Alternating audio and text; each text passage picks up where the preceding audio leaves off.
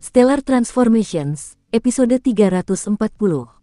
Untuk melihat video selengkapnya, sahabat bisa kunjungi playlist yang telah disediakan.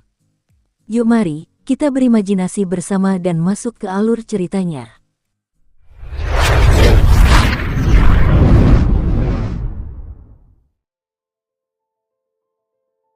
Meskipun suhu bintang matahari terik sangat tinggi, pada larut malam, ada periode waktu di mana suhunya turun hingga sangat rendah.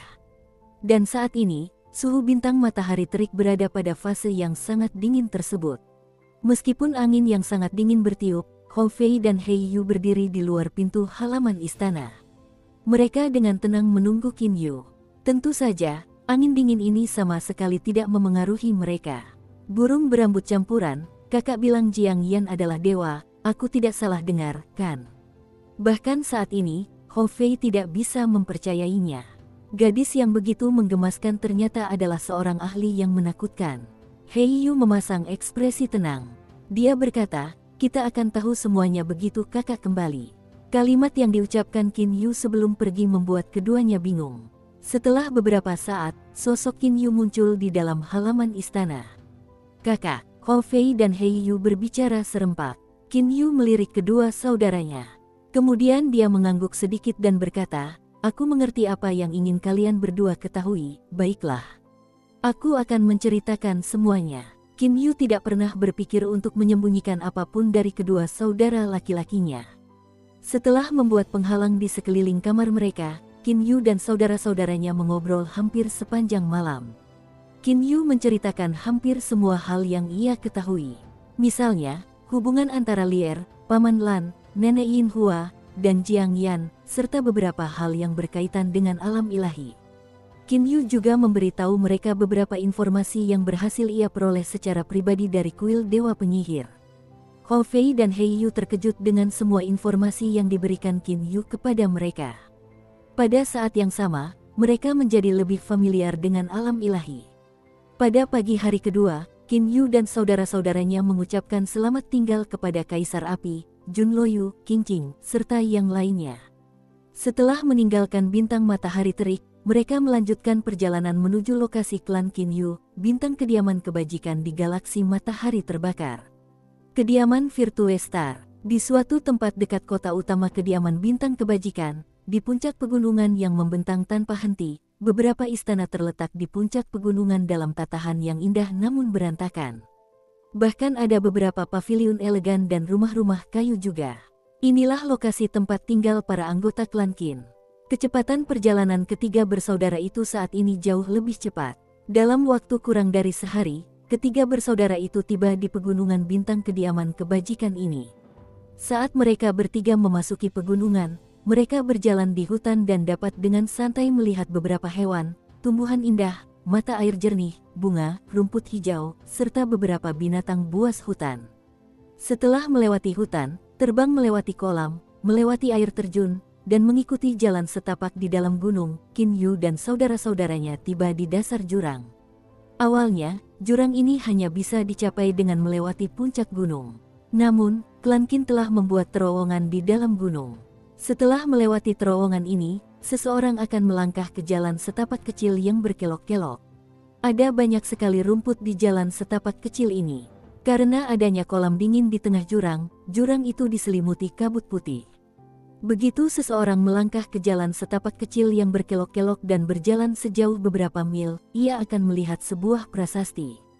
Istana Qin. Pada saat itu, seseorang akan dapat melihat istana mewah yang seluruhnya terbuat dari batu esensi spiritual elemen. Istana Qin ini sebenarnya adalah istana abadi Qin Yu. Namun, karena reputasi istana abadi Qin Yu cukup tinggi, dan karena klan Qin hanya ingin hidup damai, mereka memutuskan untuk memberinya nama tersebut. Dalam perjalanan menuju istana abadi Qin Yu melihat banyak keturunan Qin. Semua keturunan Qin itu sangat menghormati Qin Yu. Hampir setiap dari mereka memanggil Qin Yu sebagai tetua tertinggi ketiga. Yang mulia ketiga. Suara ini membuat Qin Yu menoleh ke arah sumber suara tersebut. Yang mulia ketiga, begitulah sebutan yang digunakan sebagian besar orang dari klan Qin untuk memanggilnya ketika ia masih muda. Qin Yu mengangkat kepalanya untuk melihat. Dia dengan saksama menatap pria paruh baya di hadapannya. Kau adalah Yang Mulia Ketiga mungkin telah melupakan bawahan ini. Dulu, Yang Mulia Ketiga dikirim oleh pangeran ke Villa Gunung Berkabut. Saya adalah salah satu orang yang dikirim ke Villa Gunung Berkabut bersama Yang Mulia Ketiga. Lebih jauh lagi, saya akhirnya tinggal di Villa Gunung Berkabut selama beberapa tahun. Usaha keras yang ditunjukkan Yang Mulia Ketiga juga menyebabkan bawahan ini merasa malu. Karena itu, bawahan ini juga mulai berusaha keras untuk berlatih dan akhirnya menjadi pengawal pribadi pangeran. Setelah itu, saya beruntung mendapatkan teknik bela diri kultivasi dari pangeran. Kata pria paruh baya itu dengan hormat. TL, pangeran dalam arti raja. Anda tahu, bahasa-bahasa kuno menyebut raja sebagai pangeran. Qin Yu tiba-tiba menyadari. Dulu, ketika ia dikirim ke Villa Gunung Berkabut, memang ada sekelompok besar orang yang mengikutinya ke Villa Gunung Berkabut. Namun, ketika ia masih muda, sebagian besar waktunya dihabiskan untuk berlatih, sehingga ia tidak banyak berinteraksi dengan para prajurit itu. Satu-satunya orang yang ia kenal adalah pemimpin para penjaga serta beberapa penjaga pintu masuk. Adapun orang-orang lainnya, Qin Yu tidak terlalu mengenal mereka. Dan pada saat ini, sebuah adegan muncul di benak Qin Yu. Itu adalah adegan di mana dia bersama para pengawal itu. Ketika dia masih muda, dia tidak ditemani oleh ayahandanya, melainkan ditemani oleh beberapa pengawal. Dari orang-orang zaman dulu, berapa banyak yang masih hidup? Bagaimana dengan wakil kapten pengawal, Paman Wang yang sering bercanda denganku? Lalu, bagaimana dengan dua orang besar yang menjaga pintu masuk? Siapa nama mereka lagi? Qin Yu terus berbicara, lalu tiba-tiba berhenti. Tatapannya berubah agak sedih. Qin Yu mengerti bahwa jika ada satu atau dua orang di antara kelompok orang itu yang masih hidup, maka itu sudah cukup baik. Di antara kelompok kakak-kakak tua itu, hanya aku yang masih hidup. Sisanya sudah meninggal, lagi pula, untuk bisa berhasil berkultivasi memang sangat sulit. Di antara mereka semua, hanya dua yang berhasil mencapai tahap Xiantian. Aku salah satunya. Namun, kakakku yang lain, di benua naga tersembunyi, kehilangan nyawanya saat bertarung melawan salah satu binatang buas di hutan belantara besar. Qin Yu perlahan menghela napas dalam-dalam. Siapa namamu? Tanya Qin Yu. Pria paruh baya itu dengan hormat berkata, bawahan ini hanyalah seorang penjaga biasa di tim penjaga kedua Villa Gunung Berkabut saat itu, Qiu Wei. Yuer, jadi kau ada di sini. Saat itu, Qin De berjalan mendekat. Jumlah orang yang dengan santai berjalan-jalan di luar istana abadi Qin Yu atau berlatih tanding satu sama lain sungguh banyak. Qin De keluar untuk berjalan-jalan guna menghilangkan kebosanannya dan kebetulan bertemu dengan Qin Yu dan saudara-saudaranya. Hou Fei dan Hei Yu segera memberi hormat. Hou Fei, Hei Yu, memberi hormat kepada Paman Qin. Qin De tersenyum dan mengangguk. Fei Fei, Xiao Hei, kalian berdua bisa beristirahat di kediaman dulu. Xiao Hei, sebaiknya kau pergi menemani istrimu dan Hei Tong, kata Qin Yu. Hei Yu dan Hou Fei kemudian mengucapkan selamat tinggal dan pergi. Bekas istana abadi Qin Yu, yang sekarang menjadi istana Qin, adalah sebuah istana abadi yang sangat besar. Dan sekarang, cukup banyak orang yang tinggal di dalamnya. Hou Fei, Hei Yu, Hei Tong, Guo Fan, dan banyak orang lainnya telah meninggalkan alam Jianglan dan mulai hidup bersama dengan klan Qin. Xiao Qiu, kau bisa istirahat, kata Qin De kepada pria paruh baya di sampingnya. Baik, pangeran, kata Qiu Wei dengan hormat. Ia juga memberi hormat kepada Qin Yu saat pergi. Qiu Wei pernah bertugas sebagai pengawal pribadi Qin De kala itu.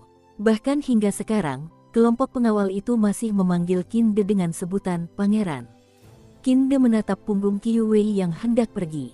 Dia menghela napas dan berkata, dulu, aku memiliki ratusan ribu pasukan di bawahku.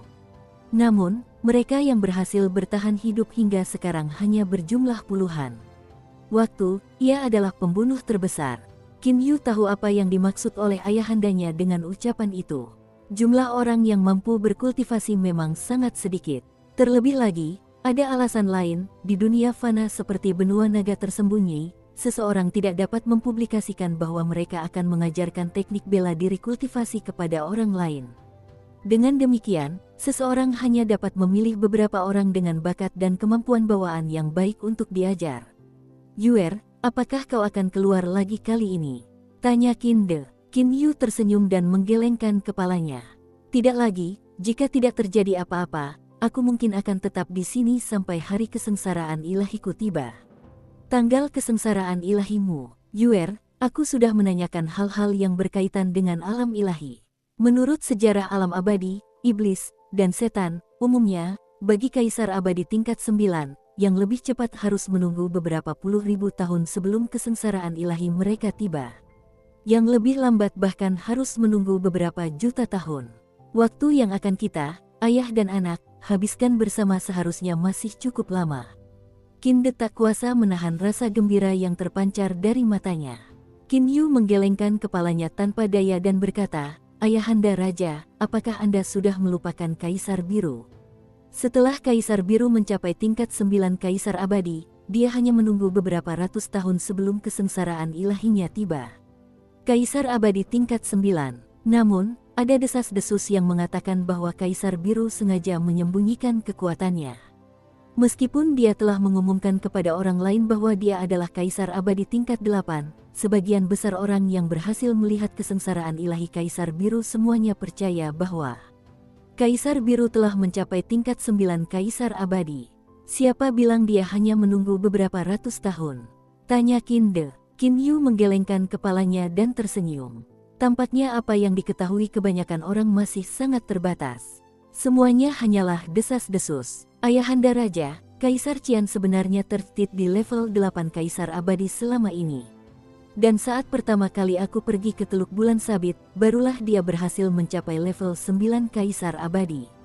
Dan setelah beberapa ratus tahun, dia mengalami kesengsaraan ilahi di puncak bintang Ridge.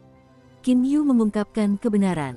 Setelah terjebak di level 8 Kaisar Abadi selama puluhan juta tahun, Kaisar Xian memiliki kekuatan yang menakutkan. Oh, maksudmu, kau juga akan segera menjalani kesengsaraan ilahi? Tanya Qin De sambil mengerutkan kening. Qin De benar-benar tidak ingin berpisah dari Qin Yu secepat itu. Lagi pula, ayah dan anak itu baru saja bersatu kembali. Dan begitu Qin Yu naik ke alam ilahi, siapa yang tahu berapa tahun lagi yang dibutuhkan Qin De untuk mencapai alam ilahi? Benar, kurasa setelah beberapa ratus tahun, kesengsaraan ilahiku akan datang, ucap Qin Yu perlahan. Kata-kata Qin Yu memiliki dasar yang kuat. Ada pula yang mengatakan bahwa waktu kedatangan kesengsaraan ilahi tidak pasti. Namun, Qin Yu tahu bahwa ada pola teratur di balik kedatangan kesengsaraan ilahi. Semakin tinggi tingkat jiwa seseorang, semakin cepat kesengsaraan ilahi akan tiba. Sebagai contoh, Kaisar Qian yang jiwanya telah mencapai tingkat pil jiwa emas, kesengsaraan ilahinya tiba hanya dalam beberapa ratus tahun. Adapun Kaisar Iblis Super Binatang Suci tingkat 9, Phoenix, Kaisar Ni, Kaisar Abadi tingkat 9 Kaisar Tersembunyi Lin Yin dan orang-orang lainnya telah mencapai tingkat Kaisar tingkat 9 untuk waktu yang sangat lama. Namun, belum satu pun dari kesengsaraan ilahi mereka yang tiba. Kecepatan mereka jelas jauh lebih lambat. Adapun pil jiwa emas milik Qin Yu, ada kemungkinan 80 atau 90% bahwa levelnya bahkan lebih tinggi daripada milik Kaisar Biru. Akan aneh jika kesengsaraan ilahi yang dialaminya tidak datang lebih cepat daripada yang dialami Kaisar Biru. Tinggal di alam abadi, iblis, dan setan selama beberapa puluh ribu tahun. Itu hanyalah khayalan belaka. Beberapa ratus tahun juga bagus. Qin De hanya bisa mengatakannya seperti itu. Setelah melihat ekspresi ayahandanya, Qin Yu memutuskan bahwa di saat-saat terakhir sebelum ia meninggalkan alam abadi, iblis, dan setan, ia pasti akan bersama ayahandanya dan juga saudara-saudaranya. Hari-hari damai terus berlanjut, tidak ada kebencian, tidak ada pembantaian. Dengan banyak kasih sayang keluarga, persahabatan, Qin Yu dan saudara-saudaranya menghabiskan sekitar 80 tahun seperti itu. Pada tanggal ini, seseorang tiba di Istana Qin. Orang dengan pemahaman pertempuran tertinggi dari klan binatang alam iblis, Kaisar Kera Agung Sun Yuan. Tujuan kedatangan Sun Yuan adalah tepat untuk Hou Fei. Di dalam aula utama Istana Qin, kau sudah menjadi Kaisar Iblis tingkat 9. Bagaimana mungkin? Sudah berapa lama? Meskipun kecepatan kultivasimu sangat cepat sebelumnya, untuk mencapai Kaisar Iblis tingkat 9 hanya dalam 4000 tahun, itu seharusnya tidak mungkin. Terutama untuk Kaisar Iblis tingkat 7, 8, dan 9. Semakin rendah tingkatnya, semakin sulit untuk berlatih. Sun Yuan menatap Hou Fei. Dia merasa agak sulit mempercayainya. Hou Fei merasa sedikit malu. 4.000 tahun. Seandainya bukan karena asal-usul alam Jianglan yang 10 kali lipat, bagaimana mungkin Hou Fei bisa menjadi kaisar iblis tingkat 9? Kudengar kekuatan Qin Yu saat ini sangat dahsyat. Karena itu, aku sudah menduga kekuatanmu juga cukup bagus. Aku bahkan mengira kau adalah kaisar iblis tingkat 7. Tak pernah kusangka aku telah meremehkanmu begitu hebat. Kali ini, aku bahkan berpikir untuk menyerahkan posisi kaisar Kera Agung kepadamu, kata Sun Yuan tak berdaya. Hanya ada beberapa orang di aula utama. Hanya Qin Yu, Hou Fei, Hei Yu, Qin De, dan Sun Yuan. Pada saat itu, Qin Yu dan Hei Yu mulai tersenyum. Menyerahkan gelar Kaisar Kera Agung kepada Hou Fei. Qin Yu dan saudara-saudaranya telah memutuskan bahwa begitu kesengsaraan ilahi tiba, ketiga bersaudara itu akan menjalani kesengsaraan ilahi bersama-sama. Kemungkinan besar, waktu yang akan dihabiskan ketiga bersaudara itu di alam abadi, iblis, dan setan akan kurang dari 1 juta tahun. Oh Kaisar Kera Agung, tolong ampuni aku. Bukankah selama ini kau sudah bersikap baik sebagai Kaisar Kera Agung? Kata Hou Fei buru-buru. Tapi aku juga telah mencapai level 9 Kaisar Iblis. Sun Yuan menghela napas. Setelah mencapai level 9 Kaisar Iblis, aku bermaksud untuk berlatih dengan tenang agar bisa mempersiapkan diri menghadapi kedatangan kesengsaraan ilahi. Namun kau, Hou Fei mengerutkan bibir dan berkata, Kaisar Kera Agung, kakakku, burung rambut campuran, dan aku telah memutuskan untuk menjalani kesengsaraan ilahi bersama. Dengan tingkat kultivasi kakakku saat ini, kurasa kesengsaraan ilahinya akan segera tiba. Karena itu, waktu yang akan kuhabiskan di alam abadi, iblis, dan setan sangat singkat.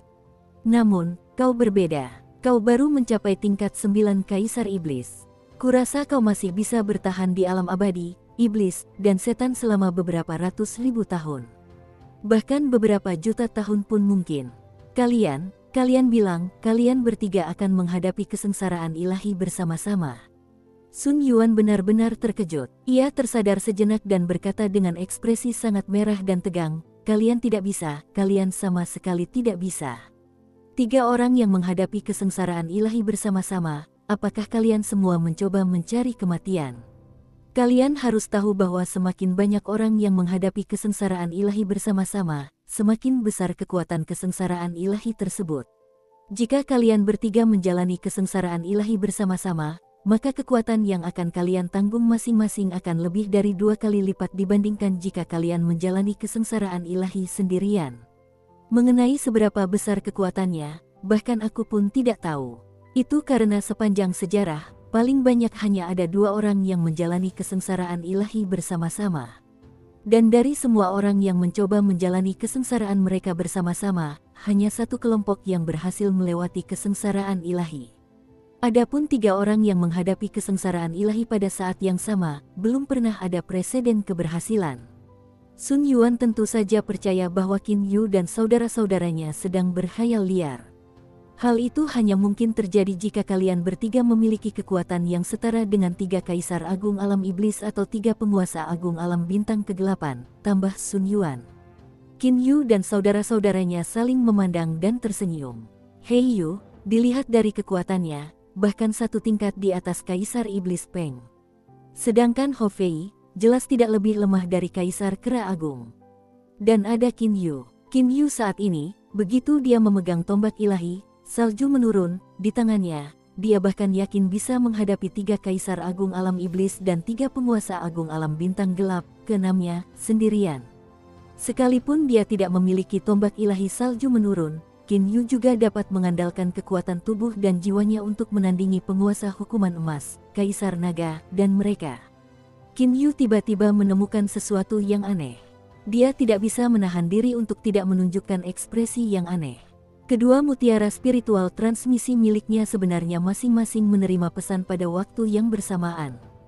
Salah satu mutiara spiritual transmisi miliknya adalah yang ia gunakan di alam abadi, iblis, dan setan.